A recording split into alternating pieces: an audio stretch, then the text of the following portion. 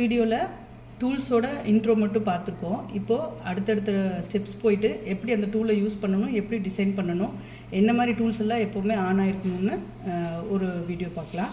இப்போது இங்கே இருக்கிற இந்த டூல்ஸ் எப்போவுமே இங்கே இருக்கிற இந்த டூல்ஸ் இது எல்லாமே ஒரு டிசைன் நீங்கள் பண்ண போகிறீங்க, ஒரு இமேஜ் எடுத்து டிசைன் பண்ண போகிறீங்க அப்படின்னா இது எப்போவும் ஆனில் தான் நம்ம வச்சுருப்போம்.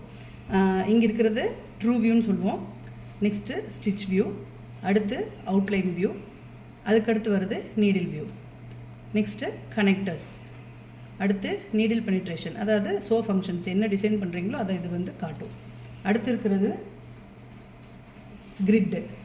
இந்த கிரிட்டு தான் நம்ம பார்த்தது. அதாவது கிரிட் எப்படின்னா இந்த பாக்ஸோட size 10 mm 10 mm, 1 cm 1 cm இருக்கும். நீங்கள் எடுக்கிற இமேஜ் இந்த ரெட் பாயிண்ட்டை சென்டராக வச்சு ஓப்பன் ஆகும். இதில் அடுத்து வந்து ஸ்கேல். இந்த ஸ்கேல் எதுக்கு யூஸ் ஆகும்னா நீங்கள் அந்த அங்கே 0 நம்பர்ஸ் எல்லாம் அதில் இருக்கும். எனக்கு வந்து அந்த இமேஜை ரெண்டாக பிரிக்கிறது அல்லது இமேஜை எவ்வளோ பார்ட்ஸாக டிவைட் பண்ணுறதோ அந்த இடத்துல வச்சு நீங்கள் கிளிக் பண்ணுறீங்க அப்படின்னா அது வந்து பிரிச்சுக்கும்.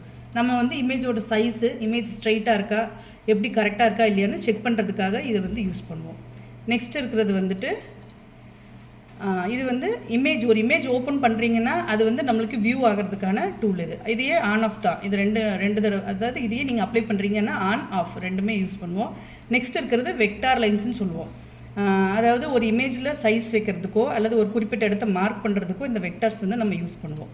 இதுக்கு இந்த வெக்டார்ஸ் வந்து இங்கே இருக்கிற டூல்ஸ் யூஸ் பண்ணுதான். இதை வந்து யூஸ் பண்ணுறப்போ இது ஆன் ஆகி இருந்தால் மட்டும்தான் இங்கே நம்மளுக்கு பேஜில் ஷோ ஆகும். அதுக்காக நம்ம வந்து இங்கே யூஸ் பண்ணுறோம்.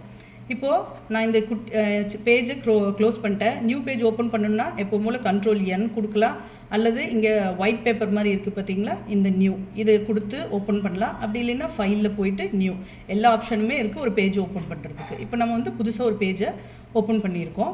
இப்போ எப்படி இந்த டூல்ஸ் எல்லாம் இங்கே ஆன் பண்ணியிருக்கோமோ அதே போல் நம்ம ஸ்டிச்சஸ், அதாவது ஃபில் ஸ்டிச்சஸ், வேறு ஸ்டிச்சஸ் எடுத்து டிசைன் பண்ணுறப்போ இங்கே இருக்கிற எல்லா டூல்ஸுமே ஆன் ஆகிருக்கணும். இது வந்து auto jump, shortening, pull compensation, fractional spacing, அண்டர்லே.